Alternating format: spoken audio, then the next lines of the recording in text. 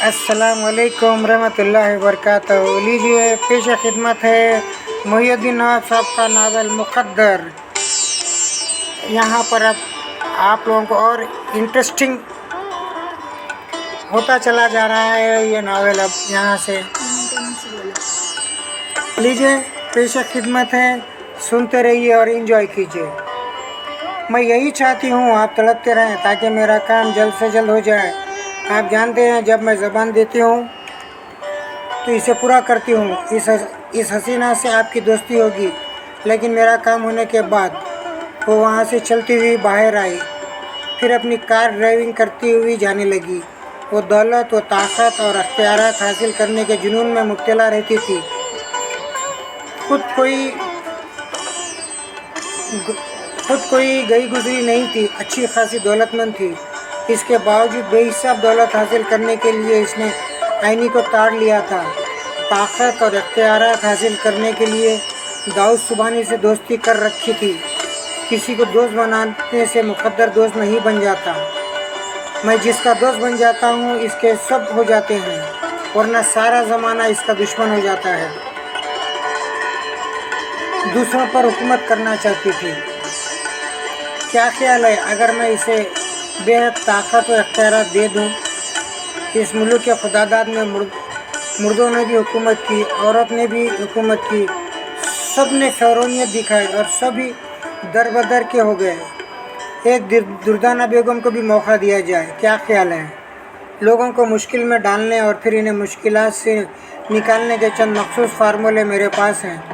मैं इन्हें आजमाता रहता हूँ। इस वक्त ऐसा ही फार्मूला इस्तेमाल किया। दुर्दाना बेगम की गाड़ी में कुछ खराबी पैदा होने लगी। वो चलते चलते झटके खाने लगी। मैंने इस गाड़ी को सड़क के किनारे रोका, डैशबोर्ड के खाने से छोटी सी टार्च निकाली, फिर दरवाज़ा खोलकर बाहर आई। इसके बाद बोनट उठाकर कार की खराबी मालूम करने लगी। मुझे तो एक बहाना चाहिए था कि वो किसी तरह थोड़ी देर के लिए कार रोक कर बाहर निकले। 1 मिनट के अंदर ही कार की खराबी दूर हो गई। इसने बोनट को नीचे गिराया, फिर स्टीयरिंग सीट पर आकर बैठ गई। ऐसे ही वक्त थड़थड़ा फायरिंग की आवाज़ सुनाई दी। वो विंग कमात से फायरिंग हुई थी। इसने फ़ौरन ही कार स्टार्ट की, फिर इसे आगे बढ़ाकर रफ्तार तेज़ करने लगी। एक बार फिर फायरिंग की आवाज़ सुनाई दी, लेकिन अब वो आवाज़ दूर हो गई थी।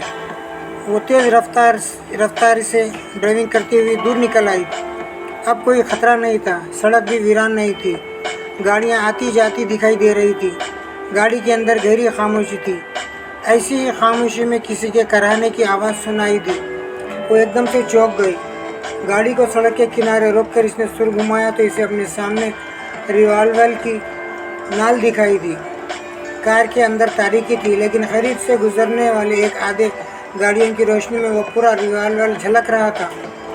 रिवॉल्वर वाला पिछली सीट के तारीकी में डूबा हुआ था। वो कर्राते हुए कह रहा था, गाड़ी मत रोको, चलाती रहो।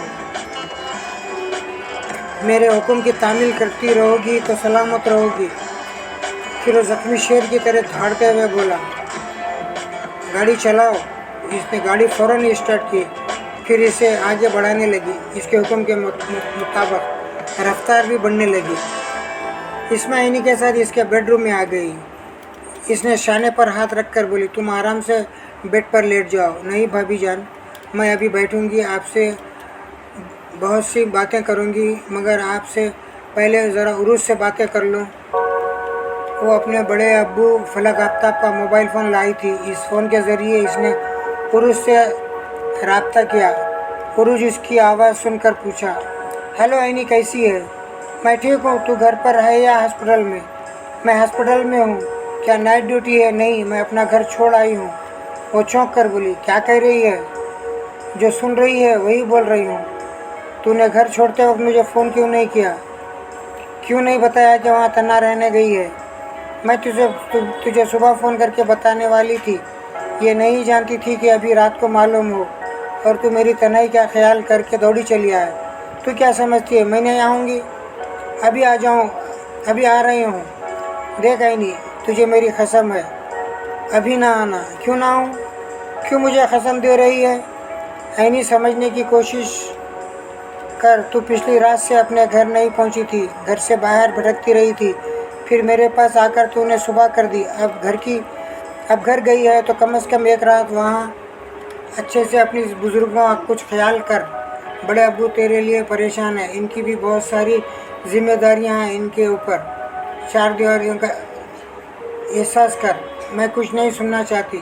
یہ بتا گھر کیوں چھوڑا؟ میری ممی ڈیڈی تیرے خلاف بول رہے تھے اور تیرے خلاف اپنے بیٹے کی حمایت کر رہے تھے. صرف یہی نہیں، وہ سونتیلی مار دردانہ بیگم سے اس لیے دوستی کر رہے ہیں کہ عصمت بیگ کو قانون کی گرفت سے بچانے کا وعدہ کیا ہے. میں ایسے ماحول میں ایسے والدین کے سائے میں نہیں رہنا چاہتی تھی، اس لیے چلی آئی. تو نے میرے لیے گھر چھوڑ دیا اور یہ سمجھ رہی ہے کہ تیرے لیے اپنا گھر نہیں چھوڑوں گی. میں ابھی آ رہی ہوں. یہ کہتے ہی اس نے فون بند کر دیا. دوسری طرف سے عروج کا کوئی جواب نہیں سنا. کرسی سے اٹھ کر الماری کی طرف گئی اور اپنی چھوٹی سی ایٹیجی نکال کر ضروری سامان کپڑے رکھنے لگی. اسما نے پوچھا، عینی یہ کیا کر رہی ہو؟ عروج تمہیں سمجھا رہی ہے.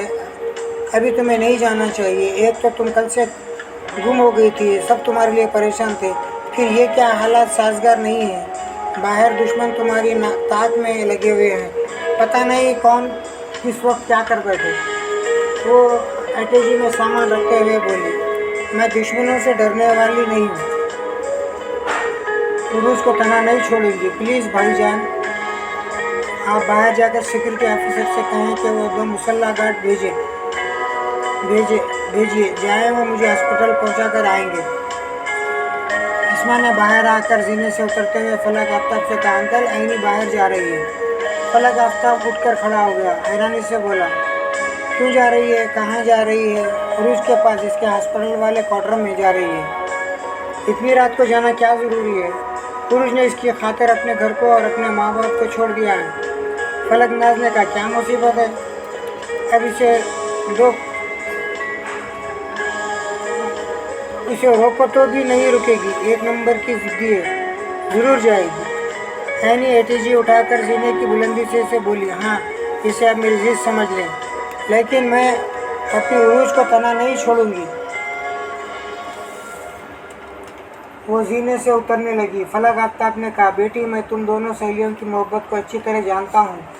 تم نے ضد کی ہے تو ضرور جاؤ گی، لیکن کیا یہ دانش مندی ہے؟ کل سے اب تک کیسے دشمن پیدا ہو رہے ہیں تمہارے خلاف، کیا نہیں ہو رہا ہے. ایسے میں تمہیں گھر کی 4 دیواری کے اندر رہنا چاہیے. وہ ڈرائنگ روم میں آ کر بولی، بڑے ابو کیا آپ اس بات کی ضمانت دیتے ہیں کہ گھر کی 4 دیواری کے اندر مجھے موت نہیں آئے گی؟ اگر ابھی آنا ہے تو ابھی آئے گی، اور اگر نہیں آنا ہے تو باہر جانے کے بعد بھی نہیں آئے گی. ایسے ہی وقت ایک ملازم نے آ کر کہا، وکیل صاحب ملنا چاہتے ہیں. فلک آفتاب نے کہا، خدا کا شکر ہے وہ صحیح وقت پر آئے ہیں، انہیں فوراً بلاؤ. ملازم باہر گیا. چند سیکنڈ کے بعد وکیل اخلاق احمد اندر آیا. فلک آفتاب نے کہا، اخلاق صاحب آپ کہاں رہ گئے تھے؟ ہم کب سے آپ کا انتظار کر رہے ہیں. اخلاق احمد نے پہلے عینی کی طرف دیکھا، پھر کہا، مجھ پر عینی کی بڑی ذمہ داریاں ہیں. ان ذمہ داریوں کو پورا کرنے کے لیے اس کی سیکورٹی کے انتظامات کر رہا تھا. گھر میں بھی جو سیکورٹی ہے میں اس سے مطمئن نہیں ہوں. عینی نے اسے سلام کیا. اس نے سلام کا جواب دیتے ہوئے اسے دیکھا، پھر پوچھا، تم کہیں جا رہی ہو؟ جی ہاں، عروج ہاسپٹل والے کوارٹر میں ہے، میں اس کے پاس جا رہی ہوں. سوری بیبی، تم وہاں پہ کیا کہیں بھی نہیں جاؤ گی؟ گھر سے باہر قدم نہیں نکالو گی؟ وہ آگے بڑھ کر بولی، یہ آپ کیا کہہ رہے ہیں؟ میں اپنی سہیلی کے پاس جا رہی ہوں، آپ مجھے کیوں روکیں گے؟ اس لیے کہ کل سے اب تک تمہیں خطرات پیش آ رہے ہیں. ایک تو تم بہت بے پرواہ ہو، اپنے ساتھ سیکورٹی گارڈ نہیں لے جاتی ہو. دوسری بات یہ کہ اپنی من مانی کرتی رہتی ہو، اپنے بڑے ابو کی ہدایت پر بھی عمل نہیں کرتی.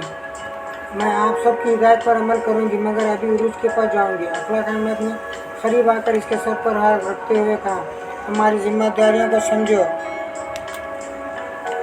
اگر کل شام تمہارے ساتھ سیکورٹی گارڈ ہوتے تو کوئی تمہیں اغوا کرنے کی کوشش نہ کرتا. ٹھیک ہے، میں ابھی اپنے ساتھ مسلح گارڈ لے جاؤں گی. ٹھیک ہے، میں ابھی اپنے ساتھ مسلح گارڈ لے جاؤں گی۔ نہیں عینی، ابھی صرف ایک مجرم گرفت میں آیا ہے، دوسرا کہیں آزاد پھر رہا ہے۔ جب تک وہ گرفت میں نہیں آئے گا اور جب تک ہمیں یہ معلوم نہیں ہوگا کہ تمہارے اور کتنے دشمن چھپے ہوئے ہیں، تمہاری طاق میں ہیں، اس وقت تک تم گھر سے باہر نہیں جاؤ گی، سیکورٹی گارڈ کے ساتھ بھی نہیں نکلو گی۔ انکل، آپ مجھ پر بے جا سختی کر رہے ہیں، میں اسے نہیں مانوں گی۔ کیا آج سے پہلے کبھی میں نے سختی کی ہے؟ نہیں کی ہے، اس لیے چاہتی ہوں کہ آج بھی محبت سے پیش آئیں اور عروج کے لیے میری محبت کو سمجھیں۔ تم دونوں سہیلیوں کے درمیان کتنا پیار ہے یہ میں اچھی طرح جانتا ہوں، لیکن تمہارے لیے جو حفاظتی تدابیر کر چکا ہوں، پہلے ان پر عمل کروں گا۔ جب تک تمہارے دشمنوں کو قانون کی گرفت میں نہیں لاؤں گا، اس وقت تک تمہیں باہر جانے کی اجازت نہیں دوں گا۔ وہ پریشان ہو کر وکیل اخلاق احمد کو دیکھنے لگی۔ دھندلا سا چہرہ دکھائی دے رہا تھا۔ وہ بہت ہی معروف شخصیت کا مالک تھا اور بہت ہی اصول پسند تھا۔ عینی اپنے والد محروم کی وصیت کے مطابق اس کے احکامات کی پابند تھی۔ وصیت نامے کی ایک شرط کے مطابق وہ وکیل اخلاق احمد کے احکامات کی اس وقت تک پابند رہتی جب تک کہ شادی نہ کر لیتی۔ شادی کے بعد اسے آزادی ملنے والی تھی۔ اس سے پہلے وکیل اخلاق احمد اس کے محروم والد کے تمام کاروبار اور دولت و جائیداد کا نگران اعلیٰ تھا۔ محروم کو اپنے دوست وکیل پر اتنا اعتماد تھا کہ اس نے اپنی بیٹی کو اس کی سرپرستی میں چھوڑ دیا تھا۔ وہ بولا، میں یہاں کی سیکورٹی سے مطمئن نہیں ہوں، اس لیے اپنے ساتھ 4 مزید سیکورٹی گارڈ لے کر آیا ہوں۔ ان میں سے 2 دن کے وقت یہاں رہیں گے اور 2 رات کے وقت، اور یہ چاروں تمہاری نگرانی کرتے رہیں گے، تمہیں باہر نہیں جانے دیں گے۔ عینی نے غصے سے ایٹیجی پھینک دی، پھر بولی، آپ مجھے یہاں قیدی بنا کر رکھ رہے ہیں، میں اپنی مزاج کے خلاف یہاں نہیں رہوں گی۔ بیبی، تمہیں مجھ پر غصہ آئے گا، تم جھنجھلاؤ گی، لیکن یہاں سے باہر نہیں جا سکے گی۔ میں اپنی ذمہ داریاں نبھانا چاہتا ہوں۔ وہ ایک دم سے پلٹ گئی، تیزی سے چلتی ہوئی زینے پر چڑھتی ہوئی چلی اوپر اپنے کمرے کی طرف جانے لگی۔ وکیل اخلاق احمد نے کہا، مجھے افسوس ہے، اس وقت تم میرے خلاف سوچ رہی ہو، لیکن بعد میں یہ تسلیم کرو گے کہ میں جو کچھ کر رہا ہوں تمہاری بہتری کے لیے کر رہا ہوں۔ وہ اوپر کی طرف بڑھتے ہوئے بولی، میں اپنی بہتری نہیں چاہتی، میں مرنا چاہتی ہوں۔ آپ یہ اچھی طرح سمجھ لیں کہ یہاں قیدی بن کر نہیں رہوں گی، عروج کے پاس جاؤں گی اور ابھی جاؤں گی۔ وہ ایسا کہتی ہوئی اوپر جا کر نظروں سے اوجھل ہو گئی۔ نیچے ڈرائنگ روم میں وہ سب ایک دوسرے کو دیکھنے لگے۔ بیگم آفتاب نے کہا، وکیل صاحب، یہ اچھا ہوا کہ آپ آ گئے، ورنہ یہ ہمارے روکنے سے روکنے والی نہیں تھی۔ اخلاق احمد نے کہا، عینی سمجھدار ہے، وہ اپنا اچھا برا خوب سمجھتی ہے، لیکن عروج کی محبت میں نادانی کر رہی ہے۔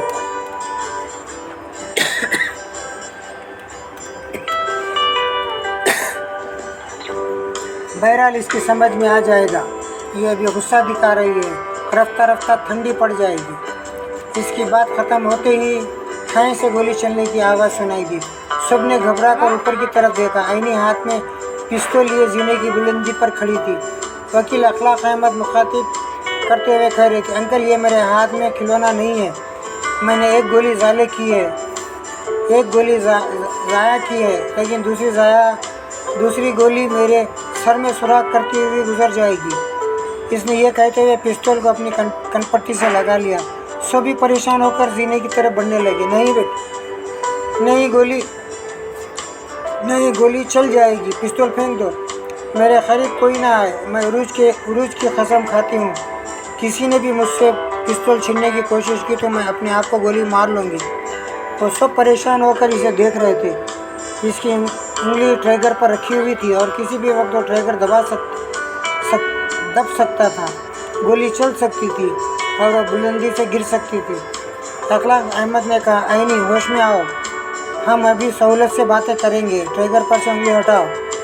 یہ انگلی نہیں ہٹے گی، آپ سب ایک طرف ہو جائیں۔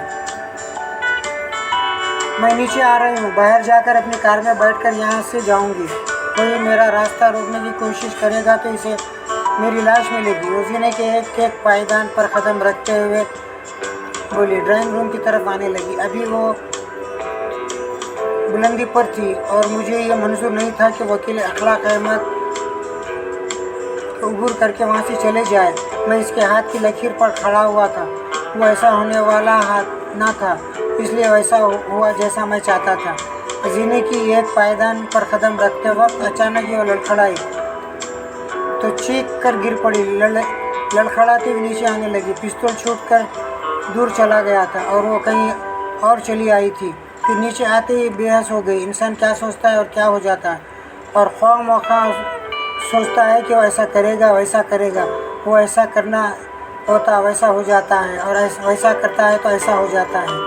अखलाक अहमद फ़ोन के ज़रिए डॉक्टर को कॉल करने लगा। आईनी के पास मोबाइल फ़ोन था, वो भी नीचे आ गिरा था। अब इसमें बजर की आवाज़ उभर रही थी। इस्मा ने लपक कर फ़ोन उठाया। आफ्ताब की तरफ देखते हुए कहा, अंकल उरूज का फ़ोन है। फलक आफ्ताब ने फ़ौरन ही वो फ़ोन लिया, फिर इसे कान से लगा कर कहा, हेलो उरूज, मैं बोल रहा हूँ। वो बोली, बड़े अब्बू, अभी आईनी ने फ़ोन पर कहा था कि मेरे पास आ रही है, प्लीज़ इसे रोके। इस वक्त रात को इसका बाहर निकलना मुनासिब नहीं है। हाँ बेटी, तुम दुरुस्त कह रही हो, अभी मैंने भी समझाया है। वो और वकील अखलाक अहमद भी आ गए हैं, लिहाजा वो समझा रहे हैं। तुम फिक्र ना करो, हम इसे घर से निकलने नहीं देंगे। मैं अभी फ़ोन बंद कर रहा हूँ। यानी तुमसे एक आधे घंटे बाद रब्ता करेगी। ये कहकर इसने फ़ोन बंद कर दिया। बेगम आफ्ताब ने कहा, अच्छा आप इसे आईनी की हालत नहीं बताई। इसे मालूम होगा तो सीढ़ियों से गिरकर ज़ख्मी हो गई है और बेहोश हो गई है तो वो दौड़ती चली आएगी। तौबा है, इन सहेलियों की मोहब्बत जान उबाले जान बन गई है। इधर उरूज फ़ोन पर वकील अखलाक अहमद का जिक्र सुनकर मुतमईन हो गई। वो जानती थी कि आईनी अखलाक अहमद साहब की बहुत इज्जत करती है, बाप की जगह समझती है, लिहाजा यकीन हो गया था कि इतनी रात को आईनी दीवाना इसके पास नहीं आएगी। इसे समझा मना कर वहाँ रोक लिया जाएगा। वो दिल से चाहती थी कि आईनी इसकी कोठी में रहे, वहाँ वो महफूज भी रहेगी और वो आराम से भी रहेगी। इधर वो पाशा जानी के मामले में उलझी हुई थी। मामला ये था कि वो दीवानावार इससे मोहब्बत कर रहा था, वो इससे कतरा रही थी और दीवाने का तकाजा था कि इसे मोहब्बत का जवाब में मोहब्बत मिले। अगर वो इससे कतराती रहेगी तब भी वो अपने हिस्से की मोहब्बत इसे देता रहेगा। फिर उरूज पर यह इंकशाफ हुआ था कि इसके डैडी ने पाशा जानी के वालिदैन से दुश्मनी की थी। इसके बावजूद इसने इन्हें अपना खून दिया था। यह बहुत बड़ा एहसान था। इसके सामने शर्म से इसका सर नहीं उठ रहा था, और जब बड़ी देर बाद इसने सर उठाकर देखा तो वो वहाँ से जा चुका था। इसके इस तरह चले जाने से वो और ज़रा ज़्यादा मुतासिर हो गई थी। दिल इसकी तरफ खींचा जा रहा था और बार बार इसे पुकार रहा था, वापस आ जाओ, मैं तुम्हें देखूंगी, तुमसे नज़रें मिलाऊंगी। तुम मुझसे कहते रहे हो और मैं तुमसे कतराती रही। ये मैंने अच्छा नहीं किया। वापस आ जाओ पाशा जानी, वापस आ जाओ। अभी वो नहीं जानती थी कि पाशा जानी को गिरफ्तार कर लिया गया था, बाद में रहा कर दिया गया है, लेकिन अब भी इसके खिलाफ इंक्वायरी हो रही है। वो सोच रही थी, पाशा के पास फ़ोन होता या इसका कोई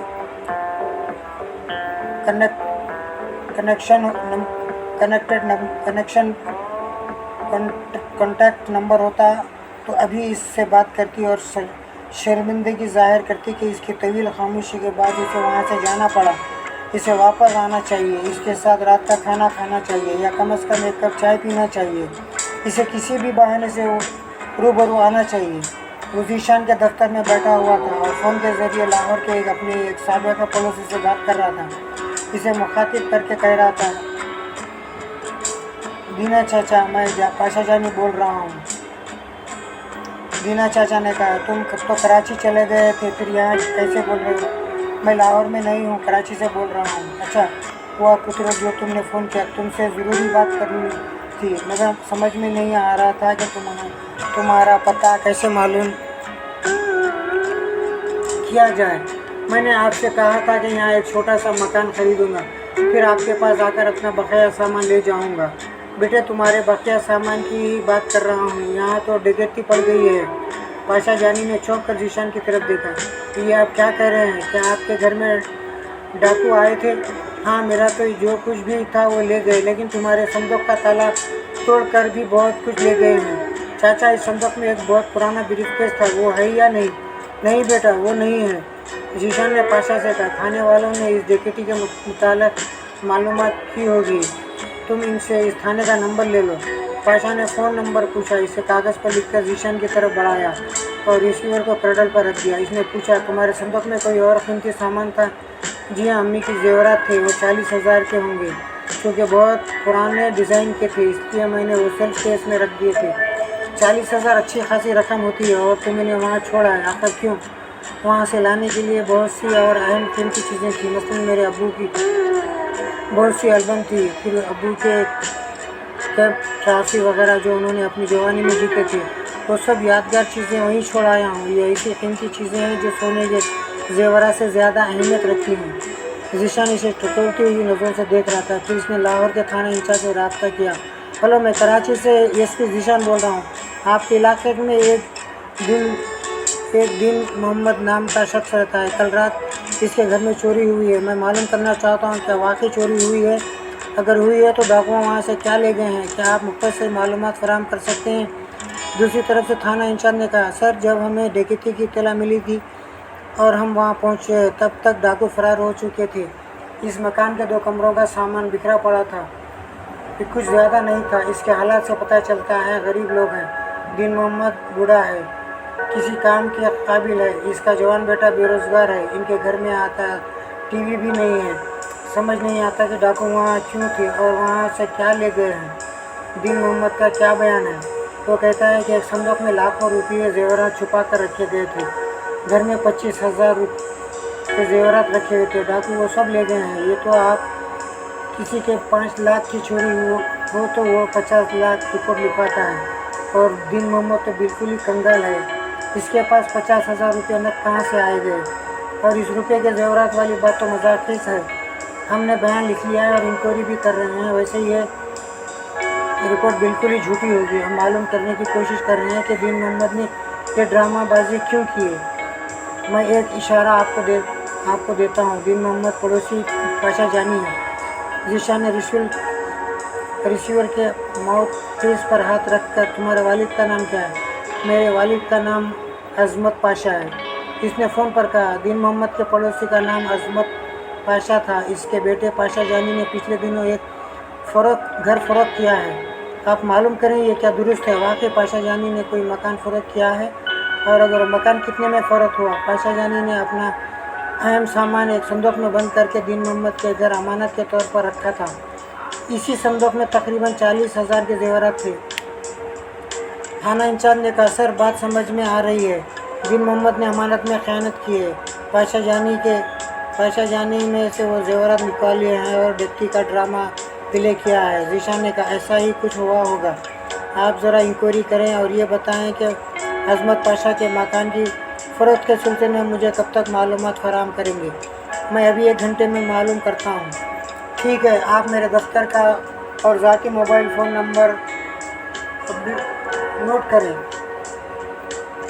इसने अपने दोनों फ़ोन नंबर नोट कराया, फिर रिसीवर रखते हुए बोला, पाशा, अगर तुम ईमानदार हो तो फिर इस वक्त गर्दिश में हो।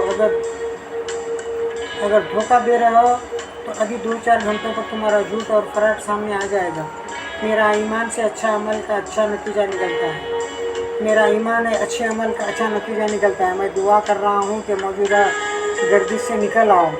इसने इंटरकॉम के जरिए अपने मातहत से पूछा, जवाब के साथ क्या कर रहे हो? मातहत ने कहा, सर, हम मालूम करना चाहते हैं कि किसके ज़रिए इसकी ज़मानत हासिल किया था। वो कैसे ज़रिए इख्तियार करती रहती है, लेकिन जवाब बहुत ढीठ है, कोई बात नहीं उगल रहा है। हमने इसकी अच्छी तरह पिटाई की है। अब आपका हुक्म हो तो इस पर 3rd डिग्री इस्तेमाल करेंगे। पहले मालूम होना चाहिए कि दुर्दाना बेगम के पीछे कैसे बाइख्तियार लोग हैं। ऐसा ना हो कि लेने के देने पड़ जाएं। फिलहाल इसे इस तरह टार्चर करो कि अंदर से चोटें लगे, ऊपर से जाहिर ना हो कि हमने इस पर ज़्यादती की है। यस सर, मैं यही करूँगा। इसने इंटरकॉम को बंद किया। पाशा ने कहा, आपकी बातों से मालूम होता है कि बेटे से ज़्यादा माँ तेज तर्रार औरत है, बहुत गलत औरत है, मुजरिमाना ज़हन रखती है। पता नहीं हमारे चचा फलक सिकंदर हयात ने इससे कैसे शादी कर ली थी, कैसे इसके जाल में फंस गए थे। वो तो अब इसके दुनिया में नहीं रहे, लेकिन वो चुड़ैल ऐनी के पीछे है। पाशा ने कहा, ऐनी एक बदनसीब अमीरजादी है। میں نے کل سے اب تک یہی اندازہ لگایا ہے، جب تک اس کے ساتھ دولت رہے گی تو وہ دشمن اس کے پیچھے لگے رہیں گے، اور دشمن ایک نہیں، دو نہیں، کئی ہیں۔ اب تک تو 2 ہی سامنے آئے ہیں، جواد اور حشمت کے علاوہ پتہ نہیں کتنے چھپے ہوئے ہوں۔ جواد اور حشمت ظاہر ہو چکے ہیں، لیکن چھپے ہوئے دشمن زیادہ خطرناک ہیں۔ ہو سکتا ہے اس طرح کے مجرمانہ اقدامات نہ کریں، لیکن ایسی چالیں چلیں جن کے نتیجے میں عینی کو اندر ہی اندر نقصان پہنچتا رہے اور ہم سمجھ نہ پائیں کہ اس کے خلاف کون کیا کر رہا ہے۔ اس نے تائید میں سر ہلا کر کہا، ہاں دشمن ایسی چالیں چلتے ہیں۔ ذیشان نے اسے گہری نظروں سے دیکھتے ہوئے کہا، اور جو چال محبت سے چلی جاتی ہے اس کے پیچھے چھپی ہوئی دشمنی یا خود غرضی کسی کو معلوم نہیں ہوتی۔ تمہارا اپنے بارے میں کیا خیال ہے؟ وہ اس کے سوال کو نہ سمجھ سکا۔ اس نے پوچھا، آپ کس بارے میں میرا خیال پوچھ رہے ہیں؟ یہی عینی کے بارے میں۔ وہ تمہاری طرف مائل ہے، تم نے دیکھا وہ تمہیں رہائی دلانے کے لیے مجھ سے کس طرح لڑتی رہی ہے۔ میں عینی کا یہ احسان کبھی نہیں بھولوں گا۔ اس نے میرے ہاتھوں میں پڑی ہوئی ہتھکڑیاں اتروا دی۔ میں نے اس سے جو نیکی کی تھی اس سے وہ متاثر تھی، اس کے بدلے اس نے مجھ سے یہ نیکی کی ہے۔ بات صرف نیکی کی نہیں ہے، ذرا اس سے آگے بڑھی ہے۔ اس کے دل میں تمہارے لیے محبت تھی، اس لیے اس نے ایسا کیا ہے۔ تمہارا اپنا کیا خیال ہے؟ مجھ سے اپنے دل کی بات مت چھپاؤ، جو دل میں ہے صاف کہو۔ میں اس کی بہتری کے لیے تمہارے بارے میں سنجیدگی سے غور کروں گا۔ ذیشان کے اس بات نے پاشا کو الجھا دیا۔ اس کے دل میں عینی کے لیے ایسی محبت کا کوئی جذبہ نہیں تھا جو مستقبل میں آخری سانس تک جاری رہتا۔ وہ بولا، ایس پی صاحب، آپ میرے بارے میں غلط رائے قائم کر رہے ہیں۔ میں عینی کی بہت عزت کرتا ہوں، ساری عمر اس کی قدر کرتا رہوں گا، لیکن میرے دل میں کوئی ایسی بات نہیں ہے کہ میں کسی بھی امیرزادی سے عشق کروں اور اس کی دولت پر عیش کروں۔ ایسی امیرزادی سے عشق کرنا اور اس کی دولت پر عیش کرنا سراسر مجرمانہ عمل ہے۔ میں صرف محبت کی بات کر رہا ہوں۔ کیا تمہارے دل میں عینی کے لیے محبت ہے؟ کیا تم اسے اپنی شریک حیات بنانا چاہتے ہو؟ اس نے ایک دم سے چونک کر اسے دیکھا، پھر انکار میں سر ہلاتے ہوئے کہا، نہیں ایس پی صاحب، آپ اس حد تک نہ سوچیں۔ میں عینی کے بارے میں بھی ایسا خیال بھی دل میں نہیں لا سکتا۔ وہ بیچاری بہت ہی بھولی ہے، بہت معصوم ہے، اسے کوئی بھی دھوکہ دے سکتا ہے۔ میں دعا کروں گا اسے ایسا چاہنے والا ملے جس کے دل میں محبت ہی محبت ہو، دولت کی ہوس نہ ہو۔ ذیشان اس کے اس جواب سے مایوس ہو کر سوچ میں پڑ گیا۔ عینی نے صاف طور پر کہا تھا کہ وہ پاشا کو چاہتی ہے۔ اسے یہ بات سمجھ میں آئی تھی کہ پاشا بھی اسے چاہتا ہے اور محبت کی تالی دونوں ہاتھ سے بج رہی ہے۔ اس نے پوچھا، اس کا مطلب ہے تم عشق و محبت کے قائل نہیں ہو؟ دیکھیے، اس عمر میں سبھی جوانوں کے دل دھڑکتے ہیں اور انہیں کسی نہ کسی سے محبت ہوتی ہے جو آگے چل کر دونوں کو لائف پارٹنر بنا دیتی ہے۔ ایسی کوئی بات نہیں ہے۔ میرے دل میں عینی کے لیے عزت ہے، عقیدت ہے۔ ذیشان نے گہری سانس لی اور کہا، جب سے تم میرے سامنے آئے ہو میں دیکھ رہا ہوں تم سچی اور سیدھی باتیں کر رہے ہو۔ تمہاری صاف گوئی نے مجھے سمجھا دیا ہے کہ تمہارے دل میں دولت کی ہوس نہیں ہے۔ میری بہن بے انتہا دولت مند ہے، وہ تمہیں چاہنے لگی ہے، لیکن تم نے وضاحت کر دی ہے کہ اس کے لیے تمہارے دل میں احترام ہے۔ آج سے میں تمہاری بہت عزت کروں گا۔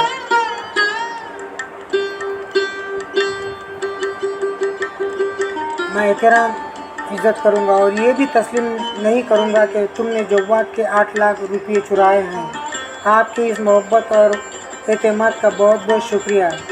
میں اس وقت خود کو بہت ہی خوش نصیب سمجھ رہا ہوں۔ لیجیے، کہانی کا آگے کا پارٹ آئندہ 20 ایپیسوڈ میں پارٹ 20 میں ملاقات کیجیے۔ یہاں پر روک رہا ہوں، انجوائے کیجیے۔ بہت بہت شکریہ آپ کا۔ سنتے رہیے اور انجوائے کرتے رہیے۔ بہترین ناول ہے، آپ لوگ سے امید کرتا ہوں کہ آپ لوگ انجوائے کر رہے ہوں گے۔ اللہ حافظ۔